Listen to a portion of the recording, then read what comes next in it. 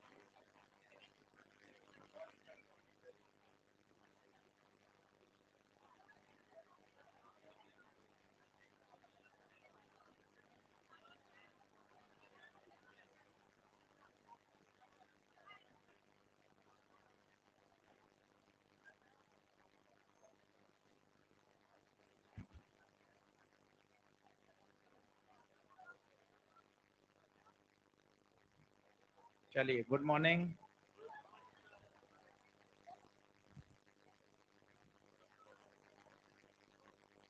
नौ जुलाई पहला minor, basic math पूरा, vector पूरा, एनएलएम के जितने लेक्चर हो जाएं, 2, 3, 1.5, 1 जो भी हो जाएगा, सही उतना ही आएगा।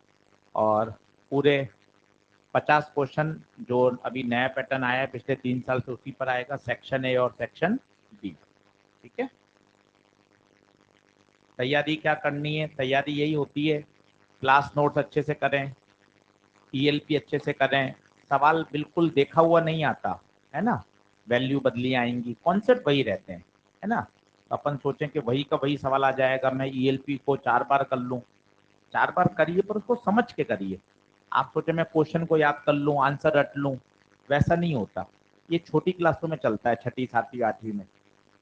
पेपर जैसा नीट का आता है बिल्कुल वैसा ही बनाया जाएगा, अच्छे से, बस कॉपी अच्छे से पढ़नी है, प्रैक्टिस अच्छे से करके लानी है। ठीक है, चलो पढ़ाई शुरू करते हैं, आगे बढ़ते हैं, वेक्टर को आगे ले चलते हैं। लिखें,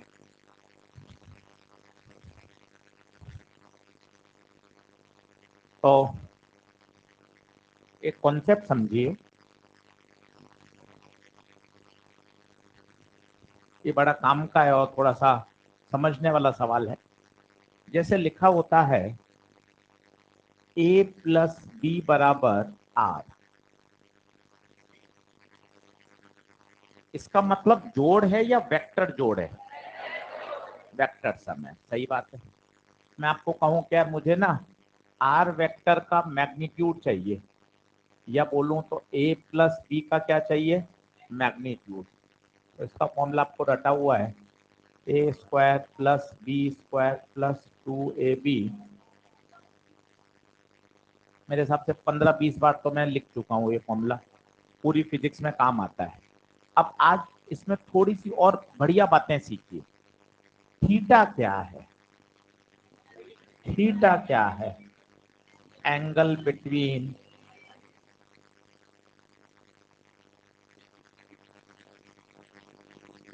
अब कुछ नई बातें सिखा रहा हूँ, थोड़ी इंटरेस्टिंग देखिएगा। ये a प्लस बी आर है, इसी को मैंने थोड़ा सा छेड़ दिया, a प्लस बी बराबर आर था, अब मैंने लिख दिया b बराबर आर माइनस ए। बोलो हाँ है क्या? लिख सकते हैं, मॉड ले लिया, mod b is equal to mod of r minus a. देखते कुछ कुछ होना चाहिए सर, ये तो सब्ट्रैक्शन वाला फॉर्मूला लगेगा। क्या लगेगा? सब्ट्रैक्शन वाला। थोड़ा सा आंखें खोलिएगा, r square plus a square minus 2RA cos theta न मान के अल्फा मान लो, अल्फा न मान के कुछ और मान लो, आपकी इच्छा, जो कुछ भी मान सकते हैं, कोई टेंशन वाली बात नहीं है। मैंने अल्फा नहीं माना, मैंने फाई मान लिया। अब बताओ फाई किसके बीच का एंगल है? आर और ए। ये मैं आपको सिखाना चाहता हूं कि जो आप इस फॉर्म में लिखते हैं, यहाँ जो एंगल आता है वो आर और ए का है, यहाँ एंगल आता है वो ए और बी का है। क्या ये बात समझ में आ रही है? इस बात से 2-3 सवाल इतने जल्दी सॉल्व हो जाएंगे, वो आप देखना। फिर दिमाग में बात बैठाता हूँ, कोई जल्दबाजी नहीं है। P प्लस क्यू मिला मुझे R। अब मैंने सवाल पढ़ा, सवाल कह रहा है find the angle between Q and R। मैंने कहा यार ऐसे ही मॉड ले लूंगा तो जरा इसको खोल, क्या खोलेगा, खोल P square plus Q square plus 2PQ cos theta. वहां पर एंगल किसके बीच में आएगा, P और Q। पर मुझसे प्रश्न पूछा गया है angle between Q and R। तो यहां से मेरी बत्ती जली, यार मुझे Q और R में चाहिए, तो क्यों ना मैं थोड़ा सा इसको ऐसा लिख दूं, थोड़ा सा मैं इसको ऐसा लिख दूं। मुझे चाहिए R और Q, तो P को तो यहाँ रखा, Q को वहां भेज दिया।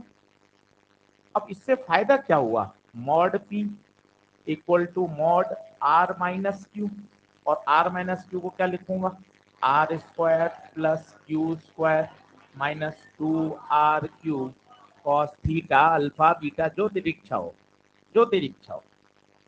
पर ये बीटा अब किसके बीच का एंगल है, क्या आप ये मेरी बात समझ पा रहे हैं। ये बहुत बढ़िया सवालों का हिंट है कि जब आपको एंगल पूछा जाए तो आप थोड़ा सा होशियारी लगाओ। मैं इसी से काम कर लेता अगर मुझे एंगल P और Q में पूछता। ये मैं इतने समय से ये रट रहा हूं, ये मेरा सबसे फेवरेबल कॉन्सेप्ट है। पर इसमें एंगल है वो A और B का, इसमें एंगल R और A का। क्या ये बात दिमाग में बैठा पा रहे हैं। पहले आप इसको लिखिए, फिर मैं इस पर 3 प्रश्न आपको करके दिखाता हूं कि यार ये तरीका कैसे अच्छे अच्छे सवालों को हिट कर देता है। नोट डाउन करके रखिए।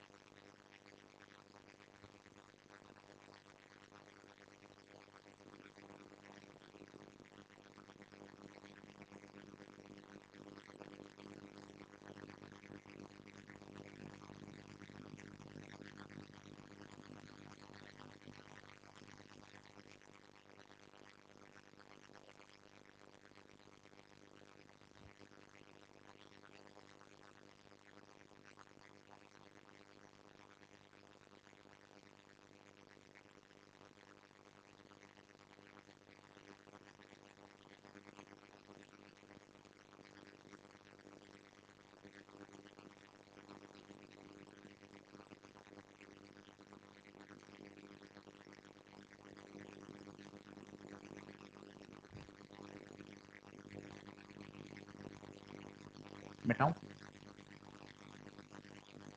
अब जिनकी बत्ती जल रही होगी तो उनको पता होगा कि ELP 8 का सबसे लास्ट वाला सवाल, ऐसा वो तगड़ा सवाल है। कई बच्चे उसमें वो मान रहे हैं थीटा है, वो थीटा नहीं है, वो रिजल्टेंट का है एंगल।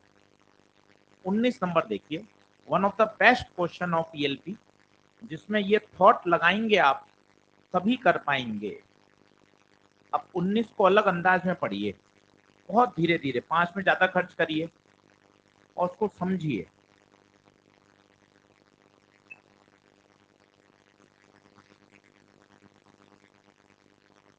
जल्दबाजी मत मचाइए, 2 बार पढ़िए उसको, क्या गिवन है, खुद इवॉल्व करिए और फिर सॉल्यूशन समझिए।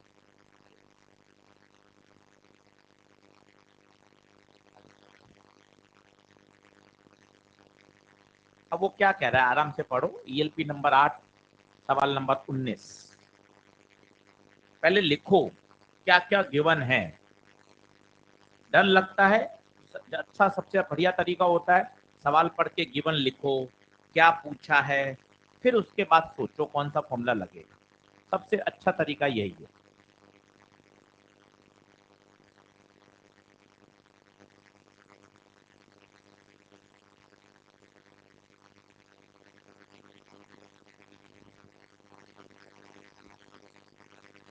देखें, resultant of 2 forces is 20। R दे रखा है। कई बच्चे लिखते हैं R वेक्टर 20, गलत है भाई। 20 तो मैग्नीट्यूड है ना भाई, तो 20 या तो ऐसा लिखो, या ऐसा लो, आर वेक्टर 20 नहीं है, आर वेक्टर का मैग्नीट्यूड। छोटी छोटी बातों को समझो। If the magnitude of one force, इसमें से कोई एक फोर्स कितना है 20√3 and it makes an angle of 30 with resultant, मतलब ये 30 degree is the angle between F1 vector and R vector. क्या ये समझ में आ रही है? पढ़ना अच्छे से। And it makes 30 degree with resultant. अब एक सामान्य सोच क्या कहती है? F1 और F2 का रिजल्टेंट क्या दे रहा है? R। अगर आपने सीधा खोल दिया ना, जो काफी बच्चों ने किया है भाइयों, वो गलत है, इसमें नहीं आएगा आंसर। ये थीटा किसके बीच का एंगल है? F1 और, पर वो दे ही नहीं रखा, वो F1 F2 में है ही नहीं, वो F और R में है। अब बताओ क्या दिमाग लग रहा है? क्या करूं, किसको उधर भेजूं? बताओ किसको, F1 को या F2 को? F1 को। क्यों F1 को? क्यों भाई? क्योंकि R और F1 में पता है। सीखो, जो आपने मुझे सॉल्यूशन दिखाया इतने बच्चों ने, वो आपने लगा दिया F1 square plus F2 square plus 2F1 F2 cos theta. वहां थीटा वो है ही नहीं, वो तो थीटा F1 और F2 का हो जाता, पर इसने तो रिजल्टेंट के साथ दिया है। हेलो, बस अब हो जाएगा, अब हो जाएगा। बता, खोलो इसको। R square plus F1 square minus minus subtraction का formula, minus 2RF1 cos theta alpha beta, जो तेरे दिमाग में बैठना चाहिए वो एंगल है। अब F2 का मॉड पूछा है क्या? ये पूछा है। R बता 20, F1 बता 20√3, R बता 20, F1 बता 20√3 कॉस 30। कितना आसान हो गया। उस वाले मेथड से करोगे, दो इक्वेशन बनेगी, उलझते रहोगे। ये एक अच्छा तरीका है। तो सर ये मेरे कब स्ट्राइक करे? उसने एंगल बिटवीन वेक्टर्स नहीं दिया, एंगल रिजल्टेंट के साथ दिया, तो फिर ये मुझे ट्रांसफर करना आना चाहिए। बस ये जो स्टेप है, ये जो स्टेप है, यही कातिल स्टेप है, ये वाला, ये कि आपको ये ट्रांसफर करना आना चाहिए। क्यों ट्रांसफर किया? क्योंकि जो एंगल है वो F1 F2 में नहीं है, वो R और F1 में है। एक बार और एक प्रश्न समझाता हूं ताकि ये बात दिमाग में और बैठेगी बढ़िया। पहले इसको सॉल्व कर लो। cos 30 कितना? √3/2, तो वो √3 कैंसिल हो जाएगा, 2 कैंसिल हो जाएगा। ठीक है, तो मैं यहां कर देता हूं। अच्छा, √3 कैंसिल नहीं होगा, ठीक है। 20 का स्क्वायर 400 प्लस 1200 माइनस 1200 जाएगा आंसर। बढ़िया सवाल, फंसने वाला सवाल, पर इस अप्रोच से एकदम से आसान, एकदम से आसान।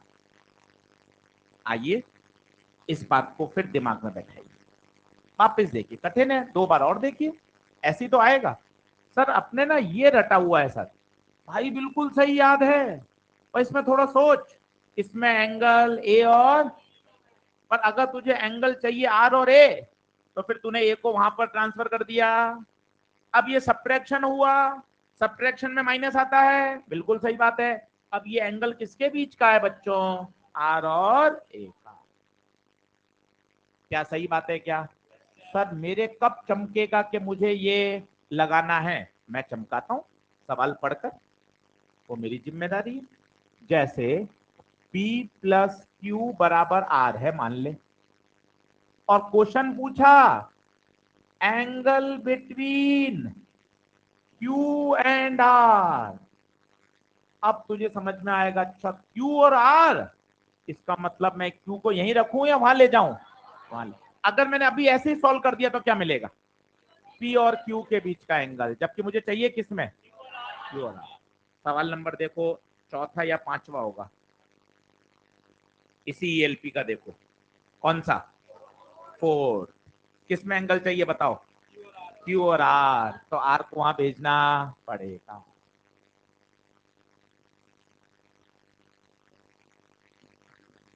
दूसरे तरीके से भी हो जाएगा ये, पर मैं चाहता हूं कि आप ये अप्रोच समझें, ये और आसान है, इससे जल्दी आंसर आता है। Mod P R square plus Q square minus 2 RQ cos Q.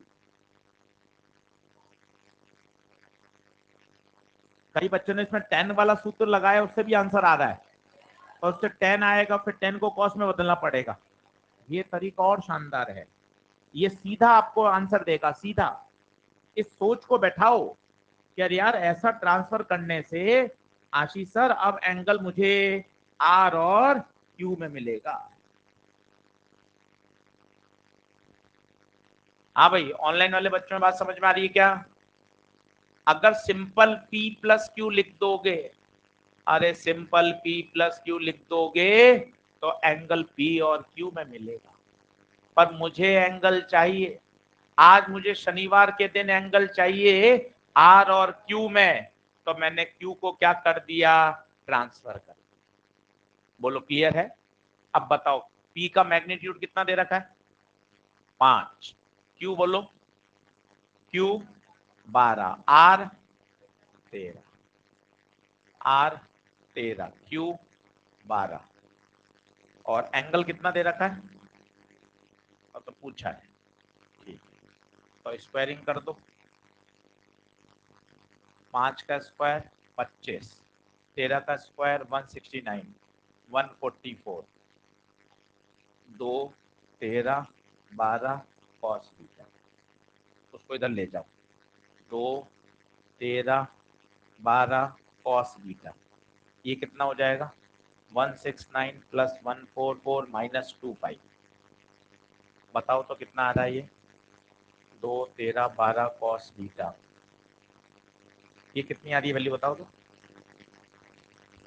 169 plus 144 minus 25, वो कह रहा है 0 आ रही, कितना, 288। इतने हीरे भरे पड़े हैं, वो कह रहा भाई 0 आ रहा है। देखो आप, अब कुछ कट रहा है क्या देखें, 12 से काटें, 12 दूना 24, 4 बचा, 12 चौक 48, ये 12, 12 बटे,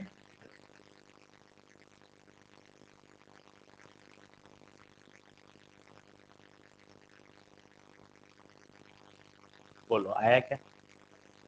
अब इन दोनों सवाल को क्लब कर लो, ईएलपी लाए हो ना तो ऊपर लिख लो, चौथा के साथ क्या पढ़ना चाहिए, 19, उससे फायदा मिलेगा, आपको क्लिक करेगा, यार ये अच्छा तरीका है। 10 अल्फा से भी आंसर आता है, कई बच्चों ने दिखाया मुझे, पर उससे 10 आएगा, फिर 10 से बेसिक लगाकर कॉस बदलना पड़ेगा। इसमें बेटे डायरेक्ट क्या मिल गया, कॉस।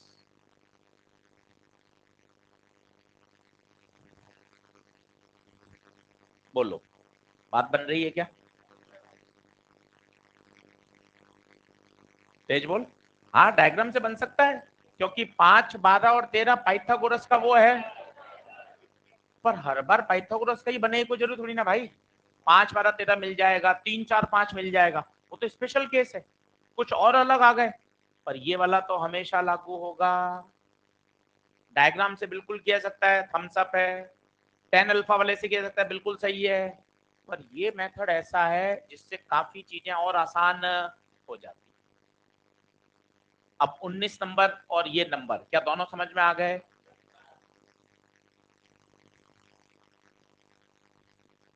बोलिए आगे बढ़े क्या?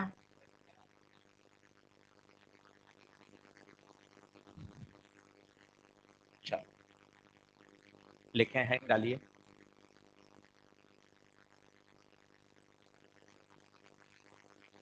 Polygon law of vector addition.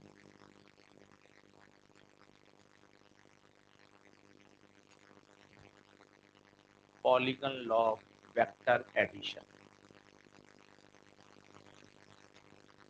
Sir सबसे पहले आपने पढ़ाया ट्राइंगल, फिर पढ़ाया पैरेललोग्राम, अब एडिशन में ये तीसरा रूल और आ रहा है पॉलीगन। परेशान होने की जरूरत नहीं है, सब ट्राइंगल लॉ के ही एक्सटेंशन है। पर ट्राइंगल और पैरेललोग्राम में थे कितने वेक्टर? 2। पॉलीगन में बहुत सारे वेक्टर्स को भी आप जोड़ सकते हो। 5 मिनट में देख लीजिए, बिल्कुल ऐसा लगेगा कि पढ़ा हुआ है। आइए बोर्ड पर देखिए, पेन पेंसिल छोड़िए, पहले ट्राइंगल का रिवीजन। पुराने वालों को भी तो साथ ले चलते हैं। ट्राइंगल का रिवीजन, पहले का हेड, दूसरे की टेल, ट्राइंगल रिवर्स ऑर्डर में बंद।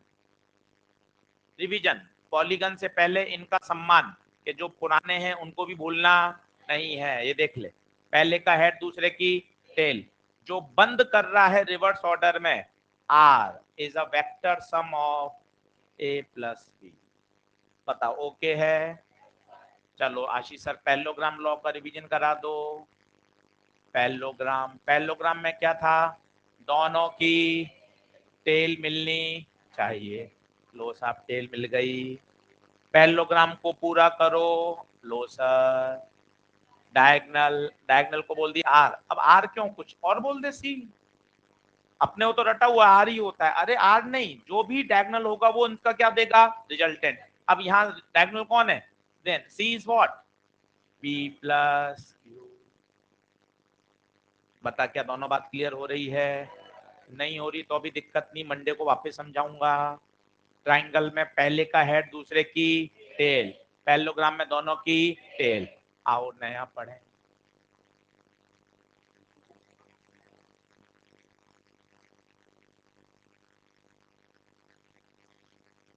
पॉलीगन, ट्राइंगल और पैरेललोग्राम में केवल आप 2 वेक्टर को ही ऐड कर सकते थे, पर मेरे पास 3 वेक्टर हैं, 5 वेक्टर हैं, 9 वेक्टर हैं, 12 वेक्टर हैं, सबको मैं पॉलीगन से ऐड कर सकता हूं। नियम कितना सरल है। बहुत सारे वेक्टर हैं आपके पास, ये ए, दूसरे को जमा दो इसके टेल के साथ, ये बी, तीसरे को जमा दो इसके साथ लगातार में सी, ये डी, ये ई, सब कंटिन्यू में इसके जैसा। पहले का हेड, दूसरे की टेल, दूसरे का हेड, ऐसे लगातार लगातार लगातार। अब पॉलीगन को बंद करो रिवर्स ऑर्डर में, तो ये जो रिवर्स ऑर्डर होगा ये इन सब का वेक्टर सम होगा। बताओ आर बराबर बी प्लस सी प्लस डी प्लस ई। वापस देखिए, सभी को कंटिन्यू जोड़ दिया, और जो पॉलीगन की nth साइड है वो कैसे ऑर्डर होनी चाहिए? Opposite order, same as that of triangle. Sir ये ट्राइंगल लॉ ही है, देखना कैसे, सुनना। ये ए और बी, ये बता क्या होगा ईमानदारी से। ए के लगातार में बी बंद कर रहा है हरा, क्या ये ए प्लस बी होगा? सुनते जाना, वापिस सिखाऊंगा। ए प्लस बी के लगातार में कौन? सी, ये बंद कर रहा है। बताओ a plus B plus c, पक्की बात। पेन का रंग चेंज कर रहा हूं। A plus B plus c के लगातार में डी, तो ये वाला a plus B plus C plus d, और इसके लगातार में कौन है? ई, तो ये इसका क्या हो गया? Vector sum. थोड़ा सा बड़ा बना दो सर, घसट पसड़ हो गया। चल वापिस देख, अपने क्या भाई, खुश होके जा, समझ के जा। ये बी, ये सी, ये डी, और ये रिवर्स ऑर्डर में। बोल क्लियर है? डायरेक्ट आप बोल सकते हो रिवर्स ऑर्डर वाला इन सबके वेक्टर सम के बराबर होगा। बोलिए हाँ है। मैं कह रहा हूं ये ट्राइंगल लॉ ही है। सर कैसे? सर बता दो, पहले ये वाला बता। बता ए के लगातार में कौन? क्या ये ए प्लस बी होगा? पेन का कलर बदल रहा हूं। ए प्लस बी के लगातार में कौन? सी, इसको बंद कर। बता ये कौन होगा? ए प्लस बी प्लस सी। अब देखना, ए प्लस बी प्लस सी के लगातार में कौन? डी, बंद कौन कर रहा है? Then R is what? A plus B plus C plus, क्या दिमाग में घुस रहा है क्या? और देख लो, डरना मना है। डरना काहे को यार? डरना किस बात के लिए होता है? ये देखो, ये ए बी, ये बी सी और ये आर। बता कौन कौन जोड़ेंगे? कौन कौन जोड़ेंगे? A B plus B C, जो लगातार में है वो जोड़ेंगे और अपोजिट वाले के बराबर होंगे। क्वाड्रेटरल में लगा दो।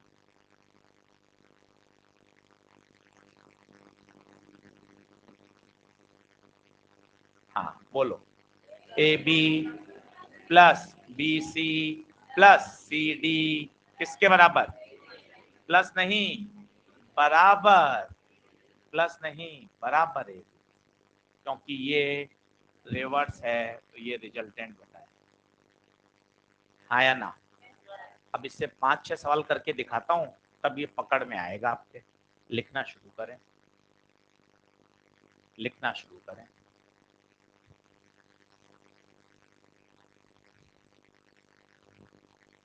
बिल्कुल कुछ नया नहीं है। ट्रायंगल लॉ से बात समझी, पैरेललोग्राम से समझी, पॉलीगन में लगा दी।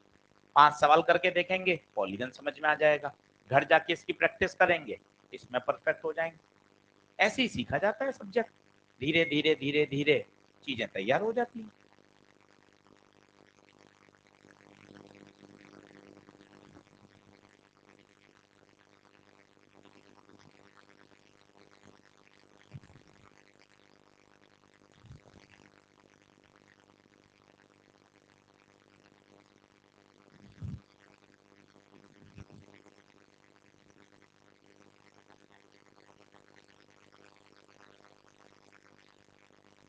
कल छुट्टी है, उपयोग करें। 10 घंटा 12 घंटा भी निकाला जा सकता है पढ़ने का, कहीं कोई दिक्कत नहीं है। अभी पढ़ के रखोगे, बहुत बाद में आराम मिलेगा। इस बात को ध्यान रखना, इस बार कोई कमी नहीं छोड़नी है।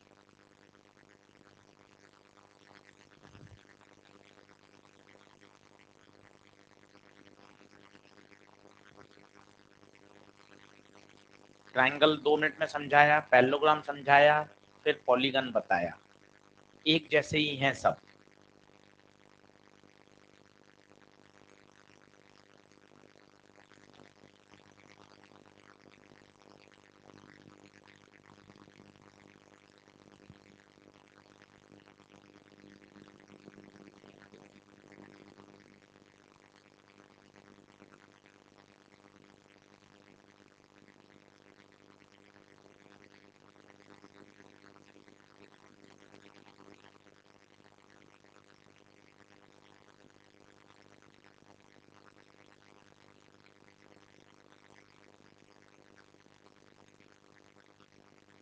करूं?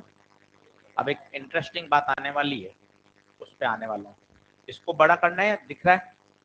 दिख रहा है? अगली कर दूं क्या स्लाइड? ये बनाने की आवश्यकता नहीं है, वही है,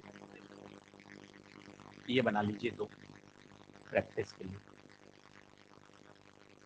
और ये ध्यान रखिए, रिजल्टेंट जिसके इक्वल होगा वो हमेशा अपोजिट ऑर्डर में होगा। रिजल्टेंट वाला अपोजिट ऑर्डर। इसको दूसरे पेन से आप डार्क भी कर सकते हैं इस एरो को, ताकि आपका यहाँ ध्यान जाए।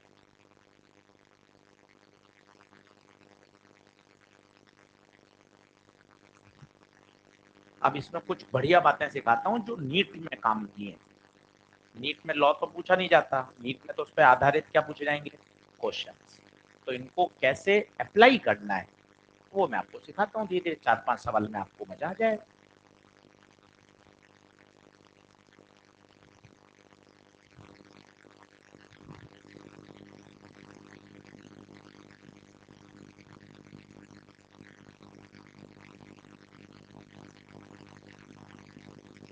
करूँ क्या नेक्स्ट?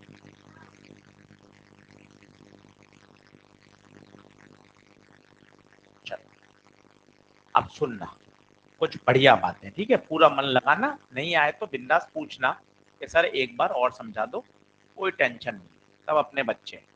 चलो पेन पेंसिल छोड़ो और फोकस करो, पढ़ाई पे फोकस करोगे ना तो धीरे धीरे चीजें समझ में आएंगी। मन में दूसरी बातें, गप्पे मारना, बदमाशी करना, इस तरह की सोच रखोगे तो फिर होगा भी नहीं। फोकस करना पड़ेगा धीरे धीरे सब्जेक्ट के प्रति कि मुझे पढ़ना है, आगे बढ़ना है, ऐसी एक अच्छी सोच लानी पड़ती है। अब बोर्ड पे देखना, ये है मान लो ए बी, या इसको मैंने बोल दिया ए बी सी। जल्दी से बताइए, थोड़ा सा इसको सही करता हूं।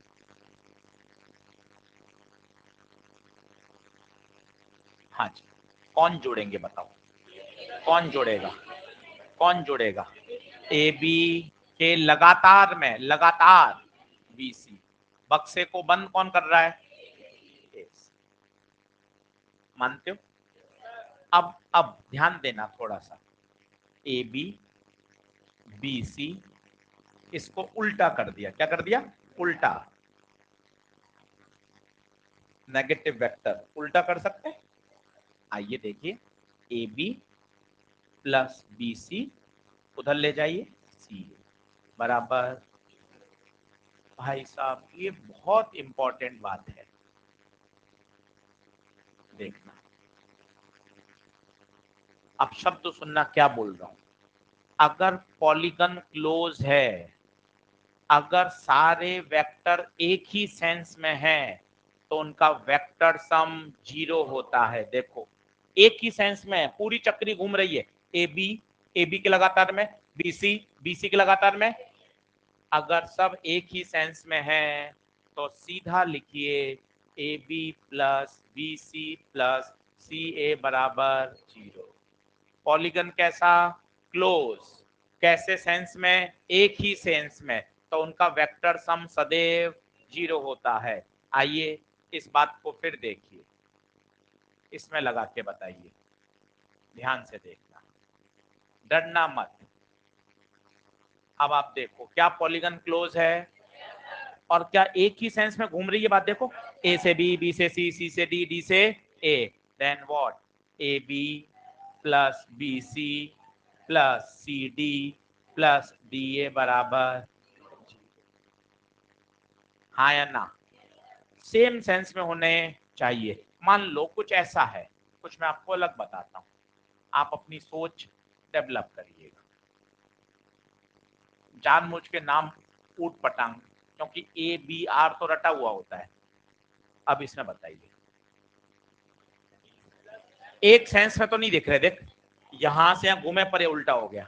अब बता, जो एक ही सेंस में वो जुड़ेंगे, कौन जुड़ेगा बता? पी, पी के लगातार में बंद। क्या कुछ कुछ बातें क्लियर हो रही हैं? और 5 सवाल देखेंगे, क्लियर होगा।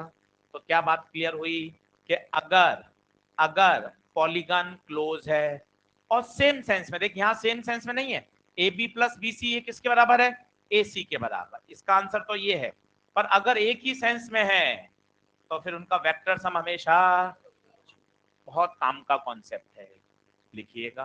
फिर इस पे क्वेश्चंस देखते हैं, इसको शब्दों में भी लिख लेंगे अभी, नोट डाउन कर लें तसल्ली से।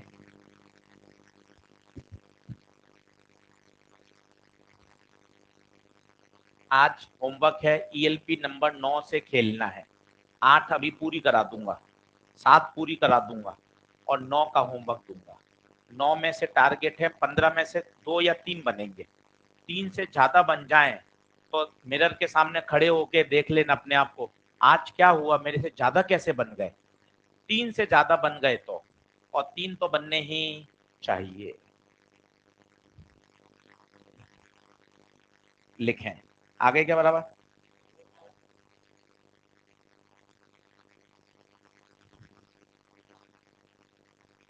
तो शर्त बताइए, क्लोज पॉलीगन, यस यस, और बताइए सेम सेंस। सेम सेंस बोले या ऑर्डर, एक ही ऑर्डर में बोले, तो उनका वेक्टर रिजल्टेंट हमेशा,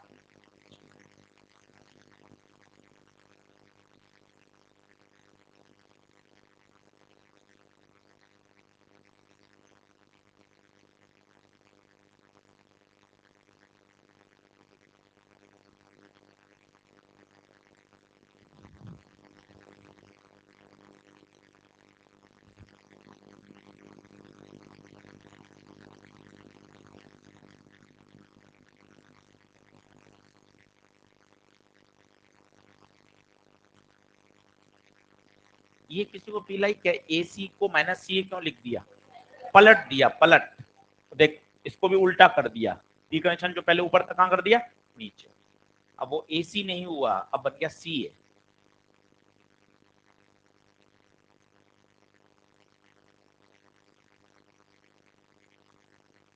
डन, बढ़ चले आगे। आओ कुछ और बातें देखते हैं, कुछ मैं आपको छोटे छोटे सवाल कराता हूँ, ये लिख लो, ये लिख लो।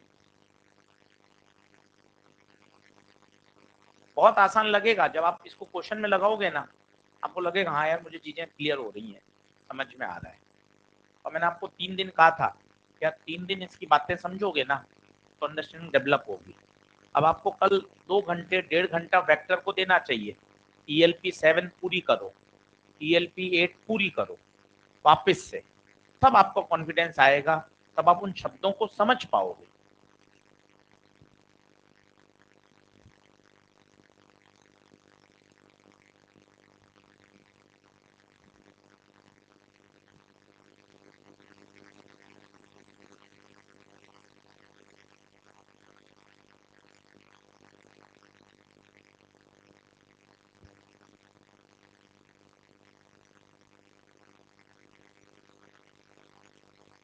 चलिए बढ़ू आगे, दोनों प्रश्न समझ में आ गए।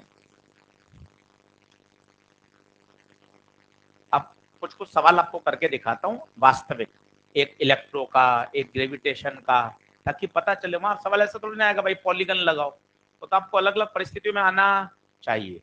अब वो देखना कैसे, एक क्वेश्चन करो, सब आपने करे हुए हैं पर फिर भी मैं आपको एक बार बताता हूँ चीजें किस तरह से चलेगी, फिर यहाँ से कॉन्सेप्ट निकल के आएगा।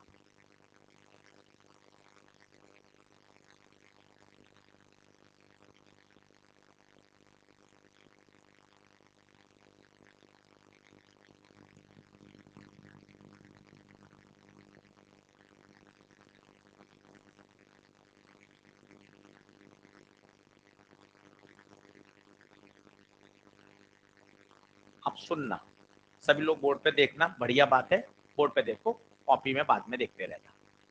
3 चार्जेस हैं जो इक्विलेटरल ट्रायंगल के कोने पे रखे गए हैं। सेंटर पे एक चार्ज है Q, कुछ नहीं दे रखा होता तो सारे चार्ज पॉजिटिव है। आपको फोर्स निकालना है कहाँ, सेंटर।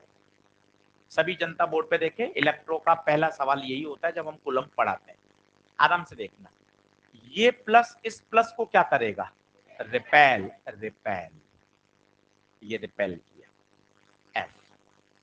ये प्लस इस प्लस को क्या करेगा, रिपेल F।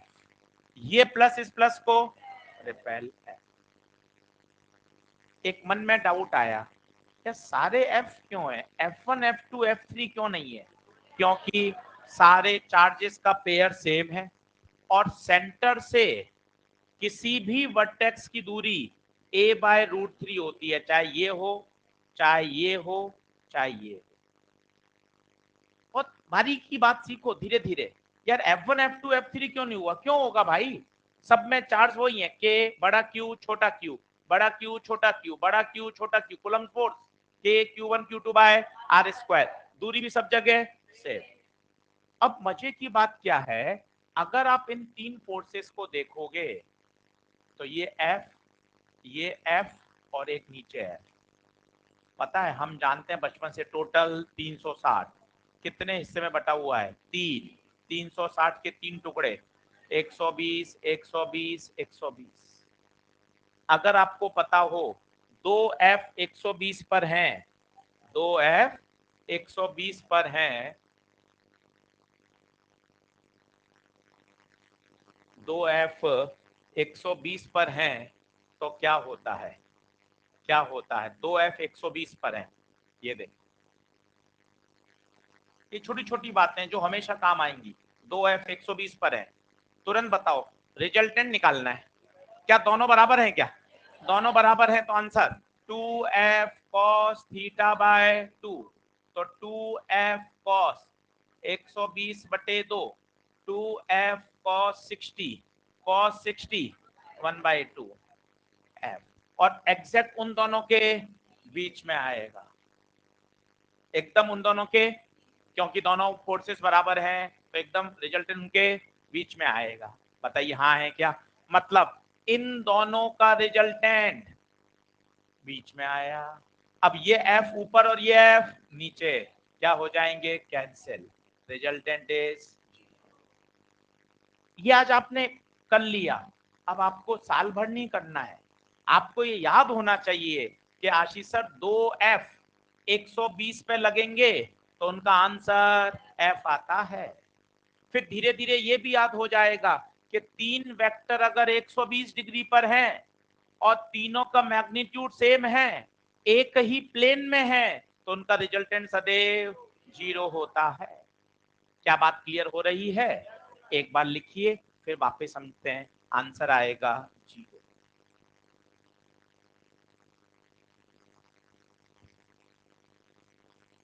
एप्लीकेशन पढ़ रहे हैं यार, वो मैं रटा हुआ है 2f cos theta by 2।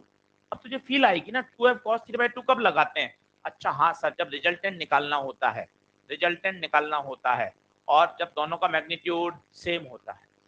Sine theta by 2 तो कब लगाते हैं? जब सब्ट्रैक्शन होता है। सब्ट्रैक्शन तो कर ही नहीं रहे, हम तो दो वेक्टर का रिजल्टेंट निकालना चाहते हैं।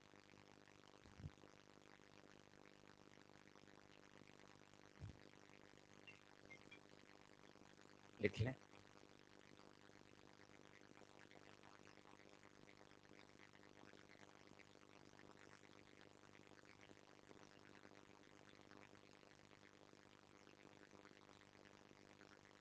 ये सबसे फेमस सवाल है इलेक्ट्रो में। ऐसे 6 सवाल और बनेंगे, अभी थोड़े कठिन लेवल पे ले जाऊंगा आपको, पर वो आप देखना बहुत जल्दी सॉल्व होंगे।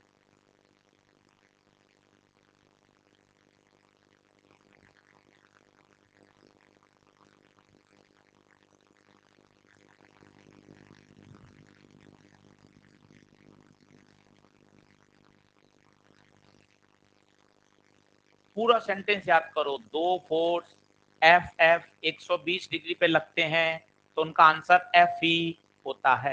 अब ये वाली बात बार बार नहीं करनी, एक बार पेट भर के कर लो। हाँ सर ये कर लिया, आंसर है। अब हमेशा सर आपने इसका रंग क्यों बदला? क्योंकि इन सफेद सफेद का ये क्या है? पीला रिजल्ट है, इसलिए अलग रंग से दिखाया।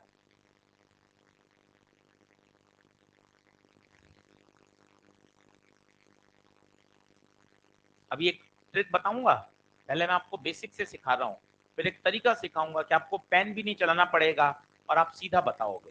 क्या मैं अगला स्लाइड कर दूं? जल्दी आ जाइए।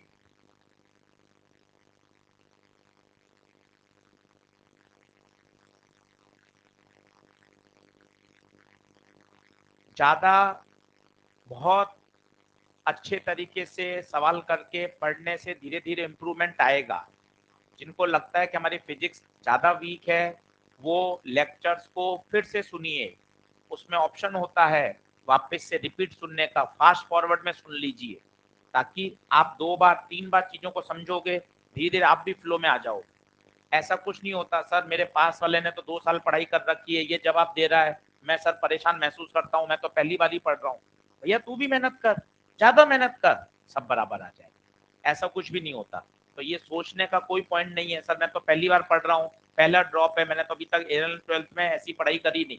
कोई दिक्कत नहीं है, फर्स्ट अटेम्प्ट में भी सिलेक्शन बहुत अच्छे नंबर से होता है। अभी हमारा बच्चा था, उसका वीडियो आप देखना, विशाल मित्तल का, मैंने अभी कल परसों एक वीडियो बनाया है, उसका भी फर्स्ट अटेम्प्ट था और पहले ही अटेम्प्ट में कितने नंबर लेकर आया है? 670 फर्स्ट अटेम्प्ट। और केवल कोई बैकड्रॉप इतना सॉलिड नहीं, बहुत कुछ आता था पहले से, ऐसा कुछ भी नहीं था। मेहनत करी, खूब सवाल लगाए, खूब मेहनत करी, कॉन्सेप्ट सीखे और पहली बार में काम हो गया। तो ऐसा कुछ नहीं होता कि 2 बार चाहिए, 1 बार चाहिए या 11वीं 12वीं अच्छे से आने चाहिए, कुछ नहीं है। बिल्कुल आप शुरू से पढ़िए, अभी से पढ़िए, सब अच्छा हो जाएगा, मेहनत करनी पड़ेगी। चले, क्या ये बात क्लियर है सभी को? अगला क्वेश्चन देखते हैं। आइए देखें, थोड़ा डायरेक्शन बनाना सिखाता हूं आपको। ये चार्ज, ये चार्ज, ये सेंटर पर एक। अब मुझे निकालना है सेंटर पे फोर्स। अब सुनते जाइएगा, सेंटर पे फोर्स आप भी समझिए और उन बातों को पकड़िए। मुझे फोर्स किस पे चाहिए? सेंटर पे। इसको मैंने गोला मार दिया। गोला क्यों मारा? मुझे सेंटर पर चाहिए। अगर किसी कोने पे चाहिए तो आंसर अलग आएगा, ध्यान रखना। कहां निकाल रहे हैं? सेंटर पर। पहला स्टेप, जिस पर फोर्स चाहिए उस पर गोला मारिए। बताइए इस पे फोर्स कौन कौन लगाएगा? सब लगाएंगे। ये प्लस प्लस को रिपेल, ये एफ। ये वाला प्लस प्लस को रिपेल, एफ। ये प्लस प्लस को रिपेल, एफ। ये रिपेल। बताइए ये एफ, ये एफ, ये एफ, ये एफ। बताइए। एक तरीका तो ये है जो छोटे बच्चा करता है, एफ आगे एफ पीछे कैंसिल, एफ आगे एफ पीछे कैंसिल। ये भी बिल्कुल सही तरीका है। जरा बताएं, इनके बीच का एंगल सोच के बताएं। टोटल है 360, कितने टुकड़े? 1 2 3 4, कितना?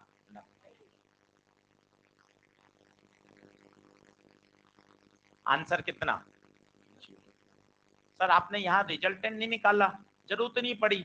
आमने सामने वाले क्या हो गए? कैंसिल। अगर आप रिजल्टेंट निकालना चाहते हो, इस एफ और एफ का पता है क्या आएगा? √2f। कहा? ऊपर। इस और एफ का √2f कहा? नीचे। आंसर कितना आएगा? 0। आंसर कितना? 0। लिखिए, फिर एक सेंटेंस लिखाता हूं। एक ही प्लेन में है सारे, कैसे हैं? एक ही प्लेन में। एक ही प्लेन में जो वेक्टर होते हैं उन्हें बोलते हैं कोप्लेनर।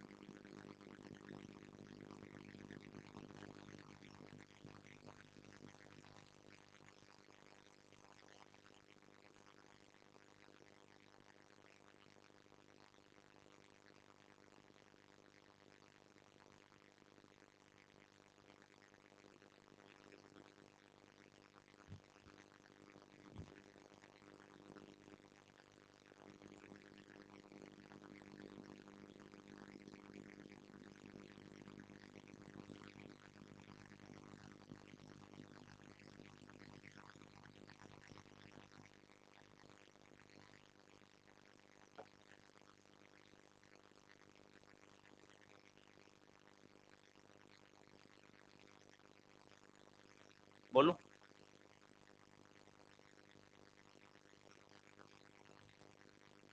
अब सर ये दो सवाल तो मुझे आते थे, बिल्कुल आपको आते होंगे, पर अब अगले सवालों के लिए यहाँ से जो कॉन्सेप्ट डेवलप होगा ना भाई, वो काम आएगा। क्या कॉन्सेप्ट है मैं आपको बताता हूँ, पहले आप बराबर आइए, फिर कुछ आपको एडवांस अच्छे प्रश्न बताता हूँ। इसको मिटा दूं क्या? अब सुनना, बढ़िया कॉन्सेप्ट। पेन पेंसिल छोड़ दो, इसको समझने में पचाने में समय लगेगा। एन कोप्लेनर वेक्टर होने चाहिए, इक्वल मैग्नीट्यूड के होने चाहिए, सेपरेटेड बाय इक्वल एंगल होना चाहिए। एंगल कितना होगा जरा सोचो? टोटल एंगल 360 और एन, एन वेक्टर है तो एन, तो उनका रिजल्टेंट हमेशा। सर कैसे मानूं? आओ चेक करते हैं। एन, एन मतलब बहुत सारे, माना एन 2 है, मतलब कितने वेक्टर हो गए? 2। दोनों इक्वल होने चाहिए, ये देखो इक्वल है। कितने पर होने चाहिए? कितना एंगल हो गया? 360/2, कितना हुआ? 180। जल्दी से बताइए कितना आंसर? क्यों? एफ उधर एफ इधर, रिजल्टेंट थोड़ा थोड़ा आया, थोड़ा ऊपर से गया, कोई टेंशन नहीं। N3 लो, N3 लो, मतलब कितने फोर्स हो गए? 3। सर धीरे धीरे बताओ, ये 3 फोर्स। सर एंगल कहां से ला रहे वो नहीं समझ में आ रहा। 360/n करो, 360/3, 120, 120, 120, 120। आइए पहले सारी शर्त चेक करिए। सारी शर्त, कोप्लेनर है, एक ही प्लेन में है, इक्वल मैग्नीट्यूड है, F F F, equal angle से सेपरेट है, 120, 120, 120। सॉल्व नहीं करना, रिजल्टेंट 0। शर्त, कोप्लेनर होने चाहिए, इक्वल मैग्नीट्यूड के होने, इक्वल एंगल पर सेपरेट होने चाहिए। आप कहोगे सर मैं इसके बने बगैर ही सोच पा रहा था, बिल्कुल सोच पा रहे थे, पर आप अगला सवाल नहीं सोच पाओगे। वो देखना जो जेई मेन में आया हुआ है, ये है साहब पेंटागन। क्या है ये? पेंटागन। और यहां रख दिया आपने सेंटर पे चार्ज। इसके रिजल्टेंट निकालने में आपकी जान निकल जाएगी। सर क्यों जान निकल जाएगी? पता है एंगल कितना कितना आएगा, जरा सोचो। ये इसको रिपेल करेगा एफ से, ये इसको करेगा, ये इसको करेगा। पता है कितने फोर्स आएंगे? एक, एक, दो, फिर तीन, चार और पांच। अब पांचों में एंगल कितना आएगा पता है? 360 बटे 5। 5 दिया, 5 सत्ते 35, एक बचा 78 डिग्री। 72 पर फॉर्मूला कैसे लगाओगे? क्योंकि अंडर रूट ऑफ आएगा formula a square plus b square plus 2ab cos theta. Cos 72 की वैल्यू हमें पता नहीं है, पर आप डायरेक्ट आंसर दे सकते हो। कैसे? सारे फोर्स इक्वल हैं, सभी का एंगल सेम है, तो आंसर 0 ही आएगा। क्या बात समझ पा रहे हैं? आइए फिर से इस बात को पकड़िए, जाने मत दीजिए, फिर से पकड़िए। n4, n क्या मतलब n4 का? बोलो ना। 4 वेक्टर होने चाहिए, बनाना। सोचेगा तो कैसे चलेगा? ये 4 वेक्टर बनाए, चारों इक्वल एंगल पर ही होने।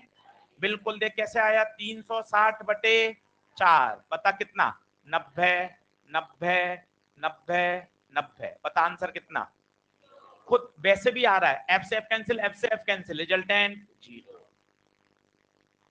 क्या ये बातें क्लियर हो रही हैं? अब मुझे इतना ही नहीं करना, मुझे तो ये वाला बॉक्स याद होना चाहिए। बोलो, कोशिश करो। कोप्लेनर हो, यस। सबका मैग्नीट्यूड, हर दो दो के बीच का एंगल भी सॉल्व नहीं करना, आंसर 0। खत्म। ये कुछ केस मैंने आपको बताए जो आप अपने सामान्य ज्ञान से भी कर पा रहे थे कि इसका आंसर क्या आ रहा है? 0। पर पेंटागन आप नहीं कर पाओगे, पेंटागन में फंस जाओगे। क्यों फंस जाओगे बताओ?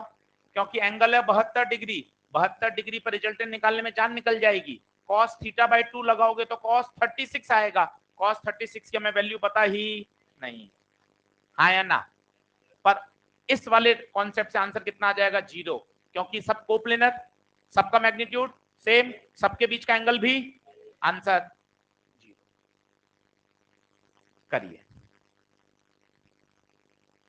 तो ये एक बढ़िया तरीका है, n कोप्लेनर वेक्टर होने चाहिए,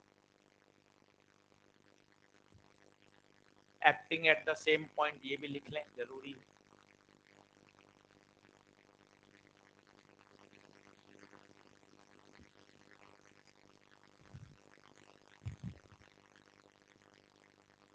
कोप्लेनर,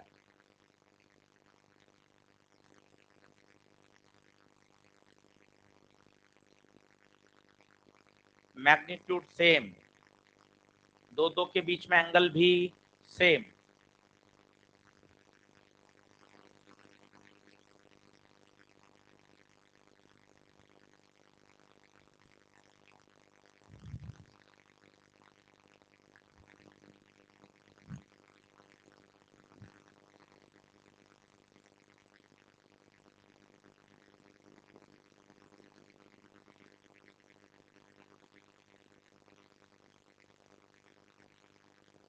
मिटाऊं?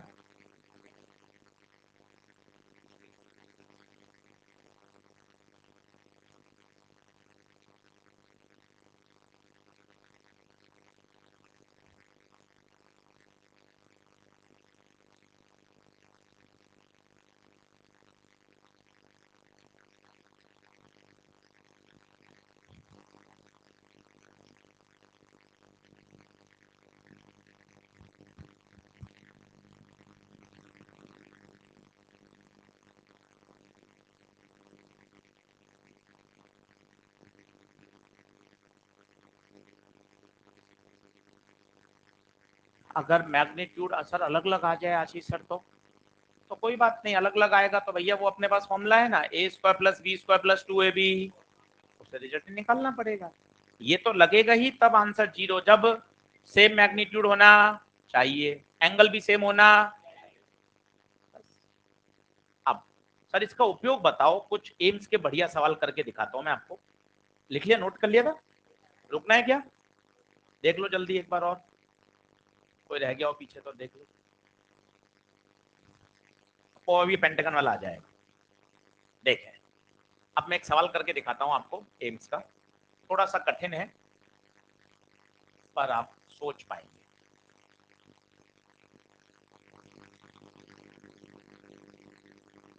यहाँ चार्ज है Q, यहाँ Q है, यहाँ Q है, यहाँ Q है, यहाँ Q है, यहाँ चार्ज ही नहीं है। सेंटर पे फोर्स पूछा है, ये सारी दूरियां A है।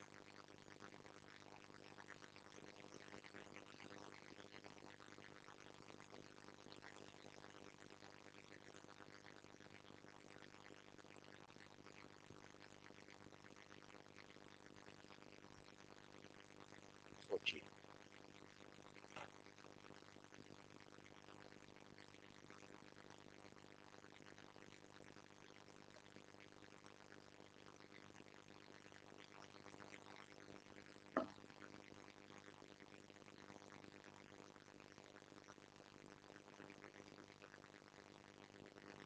हाँ जी, सेंटर पे करा किसी ने, ऐसा ही पेंटागन में करो। ये जेई मेन में आया हुआ है।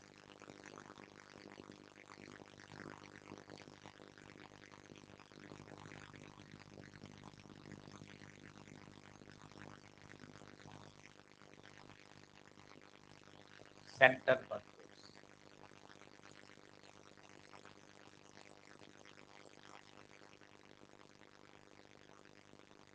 चार्ज मिसिंग है।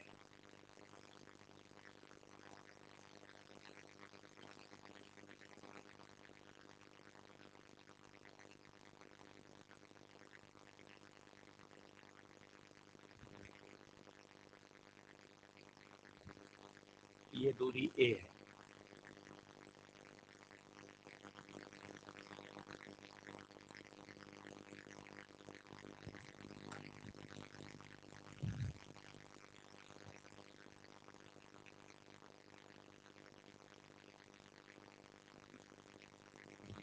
दोनों किसी के आंसर आ रहे हैं क्या?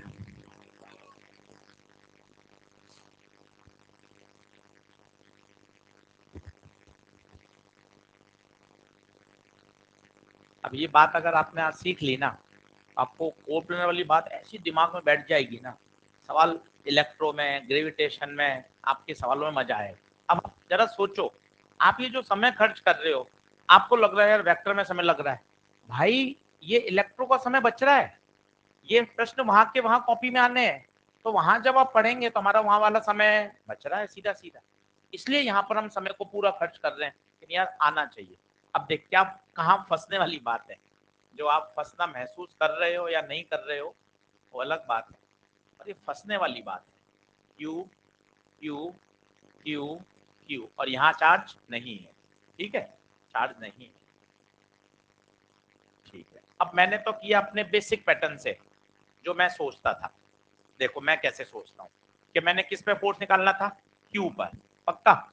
ये क्यू इस क्यू को क्या करेगा, रिपेल, टक, बोल हाँ है। ये क्यू इस क्यू को क्या करेगा, रिपेल, टक। ये क्यू को क्या करेगा, रिपेल, टक। ये क्या रहेगा,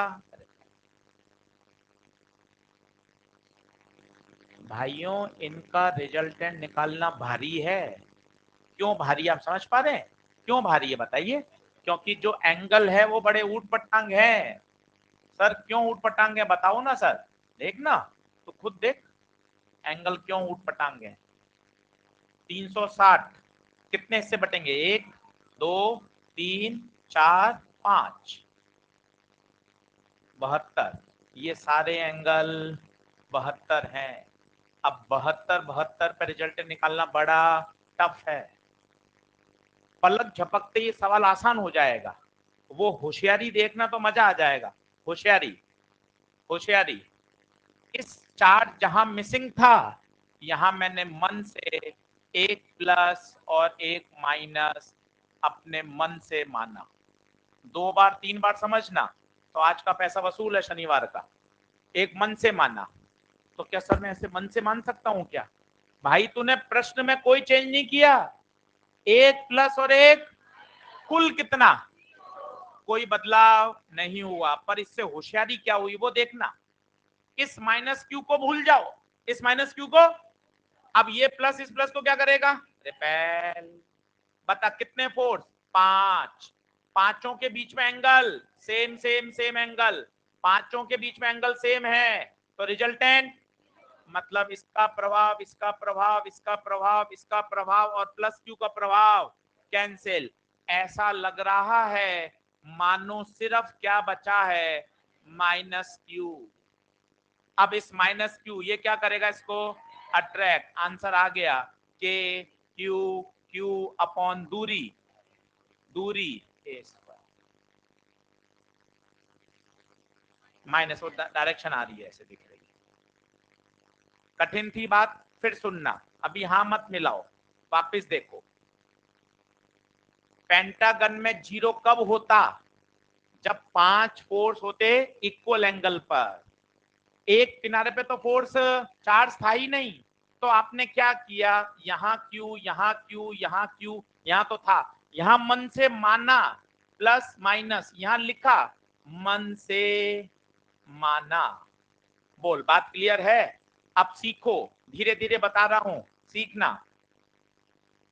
घबराना मत, फिर सीखना। अब इस प्लस का इफेक्ट इसका इसका इसका इसका, इन पांचों का कुल प्रभाव।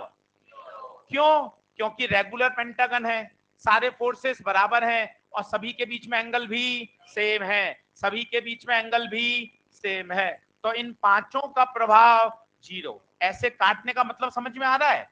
इन पांचों का एक दूसरे ने प्रभाव कैंसिल कर दिया है। दिस इज इक्विवेलेंट टू, ऐसा लग रहा है केवल कौन बचा? Minus Q. और यहां कौन बचा? क्यू। ये दूरी ए। बताइए ये इसको क्या करेगा? अट्रैक्ट। कूलम फोर्स के पहला चार्ज दूसरा charge upon R square. Hexagon में यही बात आपको आसान लग रही है कि सर मैं इस ट्रिक के बगैर कर पा रहा हूं। कर सकते हो आप इस ट्रिक के बगैर, Q Q Q Q Q, और ट्रिक से करोगे तो आपको और भी अच्छा लगेगा। क्या अभी जीरो है क्या सेंटर पे? नहीं है सेंटर पे भी जीरो, क्योंकि यहाँ चार्ज है ही नहीं। यहां मैंने मन से माना, प्लस और मन से माना।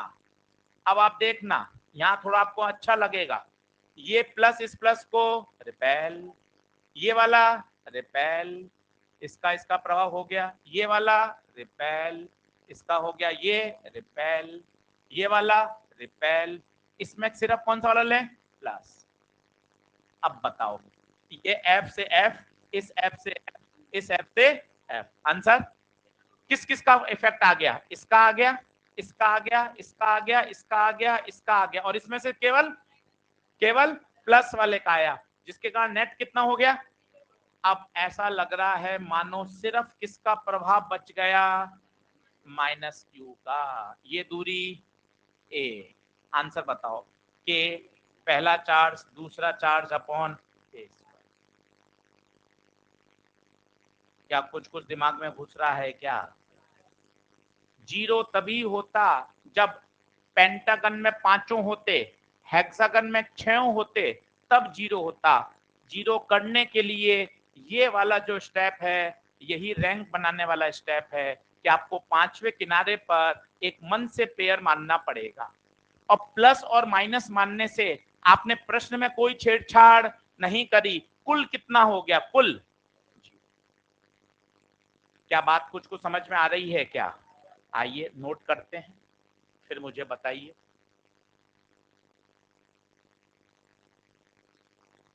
ये लिख लिया था क्या?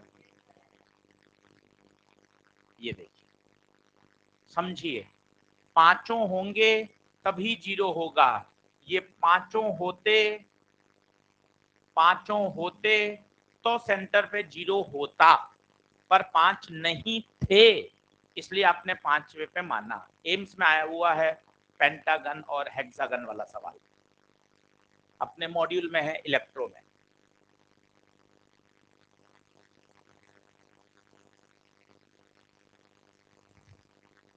अब वो वाली बात आपको क्लियर होगी, कोप्लेनर होने चाहिए, सारे बराबर होने चाहिए, and separated by equal angles, separated by equal angles.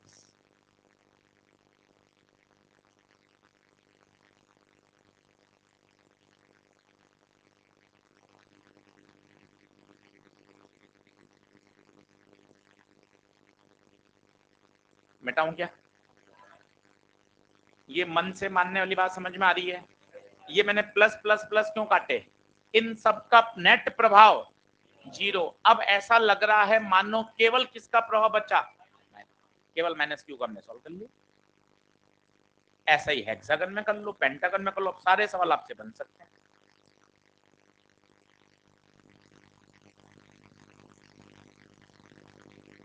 इसकी डायरेक्शन पूछी जाएगी तो मान लो इसका ये कोऑर्डिनेट P है, ये O है, तो आपको लिखना पड़ेगा directed from O to P। ये भी पूछा जाता है, मैग्नीट्यूड तो सब निकाल लेते हैं, O टू P, ये बहुत जरूरी है, ये बहुत जरूरी है। इस बात को तसल्ली से घर जाके फिर पढ़ोगे तो क्लियर होगा।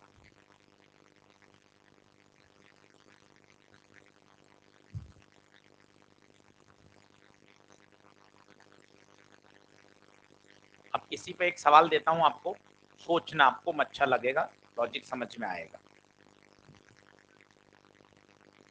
अब ये वाली बात एक बार दिमाग में फिर बैठाएं, ये देखिए आराम से 4-5 बार दिमाग में बैठाएं।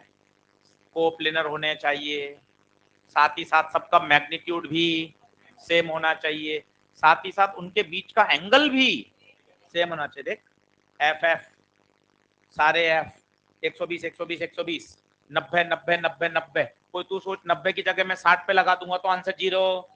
सेपरेटेड बाय इक्वल एंगल, सारी शर्त याद होगी तभी मजा आएगा। कोप्लेनर, कोप्लेनर एक ही प्लेन में होने चाहिए, सबका मैग्नीट्यूड सेम होना चाहिए, सबके बीच का एंगल सेम होना चाहिए, तब आंसर हमेशा 0। इस ट्रिक से ये 3 तो आसान है, पेंटागन आसान नहीं था, क्योंकि पेंटागन में जो एंगल है वो 72 है और 72 पे रिजल्टेंट आप निकाल नहीं सकते। पर इस ट्रिक के उपयोग से आपने तुरंत बता दिया, अरे सर 72 हो 40 हो 50 हो, इक्वल एंगल होने चाहिए सबके बीच में, तो आंसर हमेशा 0। क्लियर है? अब आइए एक क्वेश्चन की तरफ मैं आपको ले चलता हूं। हो गए थे सारे? वो हेक्सागन वाला भी लिख लिया था क्या? ये हो गया, देख लो, ये देख लो, पक्का? ठीक,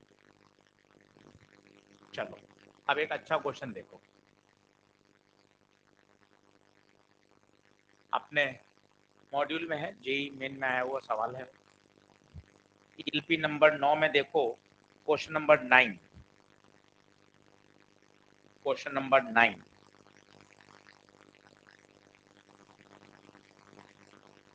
एक टायर है जो सेंटर पे रखा गया है और इस टायर को 12 बच्चे एक साथ खींच रहे हैं।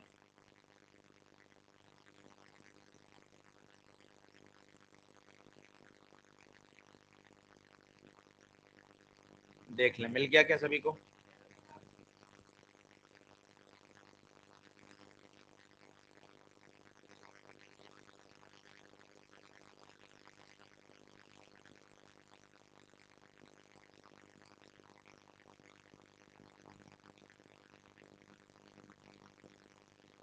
ये देख, अब आप एक तो खुद ही बता सकते हो, अरे सर 12 के 12 बच्चे खींच रहे हैं तो टायर जाएगा कहाँ? कहीं नहीं जाएगा, बशर्ते 12 बच्चे इक्वल फोर्स लगाएं। और एक और बात, सभी के बीच का एंगल भी पूरा लिखा है उसने, देखो आप, पूरा लिखा है, 12 स्टूडेंट लगा रहे हैं, each student apply a force having 10, और सभी के बीच बीच का एंगल 30 है, और 30 होना भी चाहिए था। आपको सोचो कितने बन रहे हैं, 1 2 3 4 5 6 7 8 9 10 11 12, 360 बटे 30। अब पूरी शर्त बोलो, 5 बार हो गई, सारे फोर्स बराबर हैं, एक ही प्लेन में है, और दो दो के बीच का एंगल भी, रिजल्टेंट विल बी 0। पहला। अब एक एक पार्ट पढ़ते हैं, अब मजे आएंगे देखना। If student A and E run away, भाई ए और ई तो भाग गए, ए और ई भाग गए, ई के साथ भगा दो, ये ए भाग गया, और कौन भाग गया, ई कहाँ है, अब क्या अब 0 होगा क्या, नहीं यार, अब कैसे निकालेंगे, अब देखना क्या तरीका है, देखते जाना, फिर अब बहुत सारे पार्ट हैं, आपको खुद सोचना है, और जबरदस्त सवाल है। क्या सी का प्रभाव आई कैंसिल कर रहा है क्या, ये तो वैसे ही मर रहे हैं। एल का प्रभाव एफ कैंसिल कर रहा है, ये तो वैसे ही जा रहे हैं। डी का प्रभाव जे कैंसिल कर रहा है, बी का प्रभाव एच कैंसिल कर रहा है। क्या बात सही है क्या, अब बचा कौन, ओ बचा, और बस केवल ओ ही बचा क्या, और के बच गया। स्वाभाविक है, ए हट गया तो ए के सामने वाले का प्रभाव बच जाएगा ना, और ई हट गया तो के वाला बच जाएगा। अब बताओ कौन कौन से बच गए, एक तो ओ वाला, ये खींच रहा है टायर को ऐसे, के वाला टायर को खींच रहा है ऐसे, अब इनके बीच का क्या देख लो, एंगल, होशियारी से, होशियारी से, 30 30 30 30 और 30, यहां तक ओ तक ही देखना है, यहां तक ही देखना है, 30 30 30 30, कितना,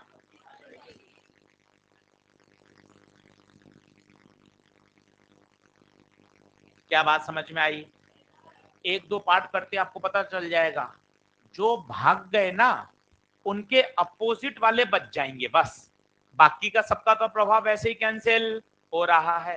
अब आपको याद है, सर ये तो आपने बता रखा है, दो बराबर हैं और 120 पर हैं तो आंसर हमेशा वही आता है, नहीं तो ये लगा दो, 2a cos theta by 2, a 10 cos 120 बटे 2, 2 10 cos 60, cos 60 आधा, आंसर 10। क्या बात समझ में आई, हिंदी में सुनो, जो बच्चे भाग गए उनके अपोजिट वाले बच्चों का प्रभाव बच जाएगा, क्योंकि वो कैंसिल तो तब होता जब वो दूसरे बच्चे उनके सामने खड़े रहते, पर वो तो ए भाग गया और ई भाग गया, जब ए भाग गया तो ए के सामने वाला ओ अकेला रह गया, ई भाग गया तो ई के सामने वाला के अकेला रह गया, तो आपने उन दोनों का इफेक्ट देख लिया। क्या एंगल समझ में आया कैसे निकाला, चलो एक पार्ट खुद करके देखो, अगला अगला खुद करके देखो, मजा आएगा आपको कि अच्छा यार ये वाली सिचुएशन डेवलप हो रही है। अब कितने लोग भाग गए, ए ई और सी, कोशिश करो, अब घर पे कर लोगे क्या, एक और करके देख लो, ए ई सी, फिर पूरा सोचना,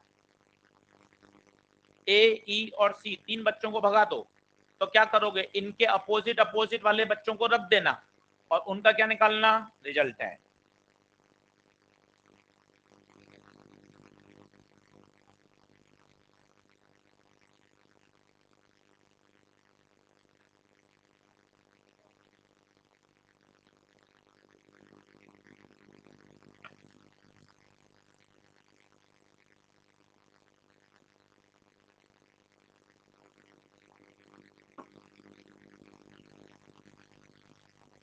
करें, चलो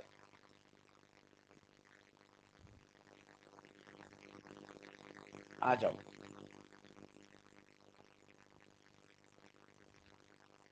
हाँ जी, वापिस एक मौका और दे रहा हूं, ये टायर बीच में,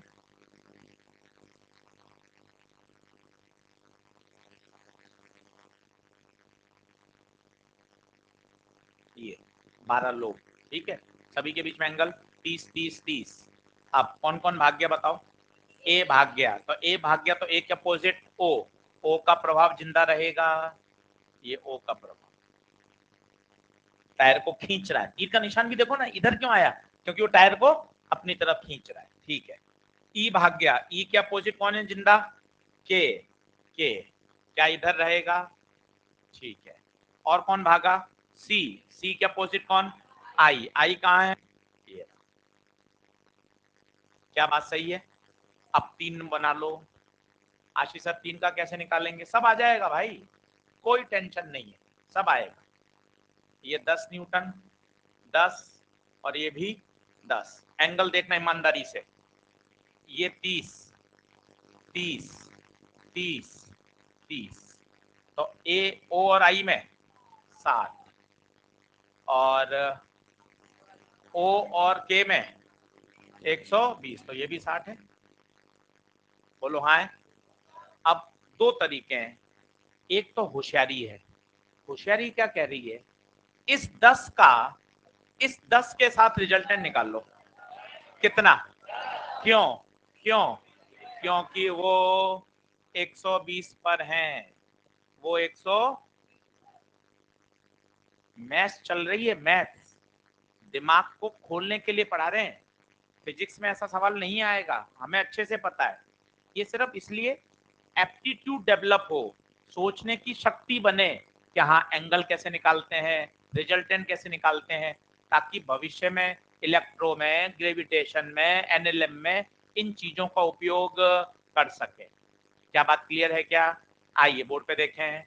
अब 5वीं बार आ गया, 2 फोर्स बराबर हैं, 120 पर हैं, तो उनका रिजल्टेंट वही होगा और बिल्कुल बीच में होगा। कितने पर? 60 पर। मैं क्या बना रहा हूं देखना, इस 10 और इस 10 को काटा, इनका रिजल्टेंट कितना आया? 10, और कितने डिग्री पे? 60, ये आ गया 10। अब बताइए 10 और ये 10 एक ही डायरेक्शन में है, ऐड हो जाएंगे, 10 + 10। क्या बात कुछ कुछ समझ में आई? लॉजिक है, थोड़ा सा कठिन हो सकता है, घर पे एक बार फिर से सोचेंगे, पूरा पाठ करके आएंगे और डेवलप हो जाए, ऐसी बातें समझ में आ जाती हैं। अब जल्दी से एक बार ईएलपी नंबर 8 खोल लेते हैं।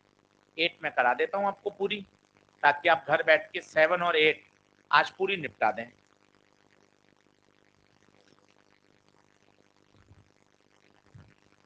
आज होमवर्क में लिखो ईएलपी नंबर 9, क्वेश्चन नंबर 1 से 9, क्वेश्चन नंबर 1 से 9, ईएलपी नंबर 9, क्वेश्चन नंबर 1 से 9। क्लियर है बात? चलो भाई फटाफट ईएलपी नंबर 8 पे आ जाओ।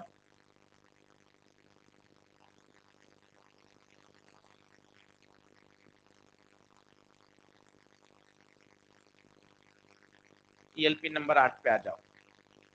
अब सबसे पहले देखो दूसरा, दूसरा अब आपको दिमाग चलने लग जाएगा। ये आर आर और ये आर, अब 3 का क्या निकालना है? रिजल्टेंट, ठीक है। अब होशियारी क्या कहती है?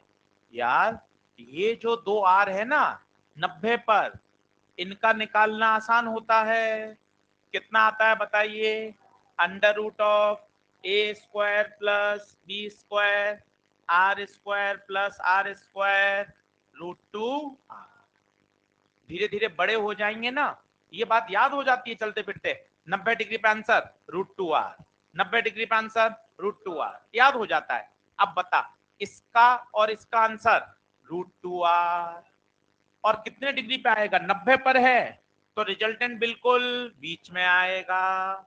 बोले तो 45 पर ही आएगा, और 45 पर एक और है पहले से, पहले से एक और है। और सर ये तो वही बात हो गई एग्जैक्ट, बिल्कुल वही बात है।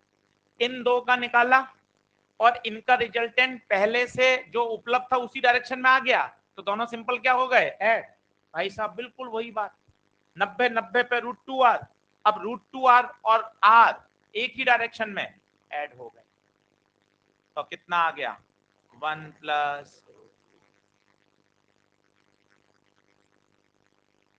+ तो 90 डिग्री वाला तो इतना काम आता है कि एकदम आपको शानदार याद होना चाहिए। 90 आते ही √2r, अगर बराबर है, नहीं है तो a square plus b square, और पहले से वहां पे कौन उपलब्ध था, r ऐड हो गया। आंसर आ गया। क्वेश्चन नंबर 2, एक बार और बता दूं, r और r कितने डिग्री पर, 90।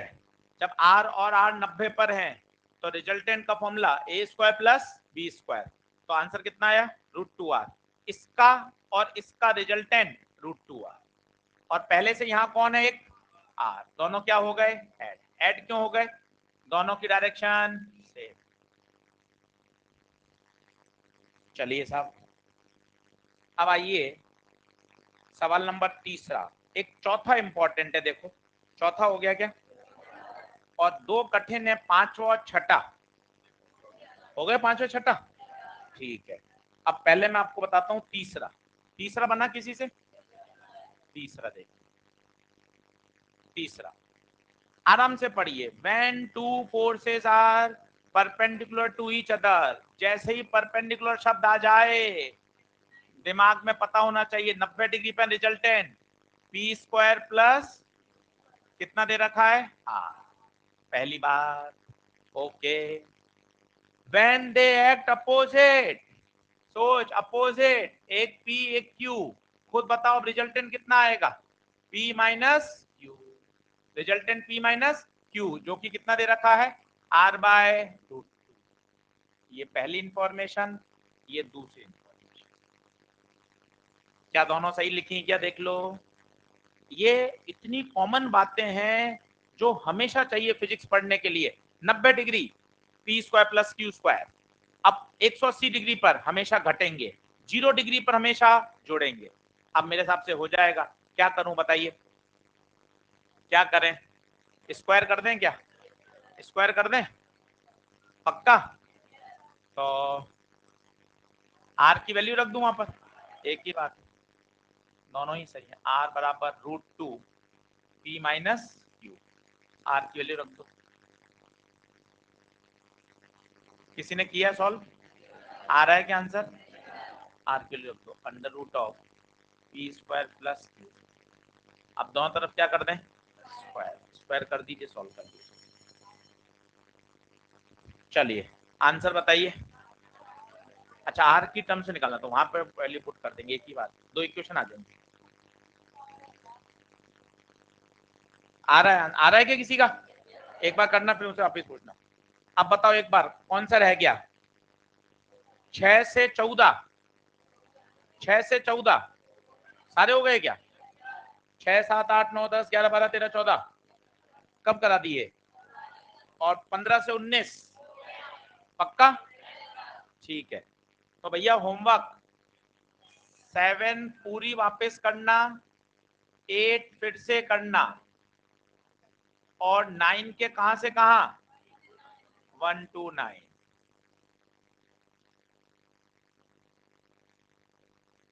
चलो धन्यवाद।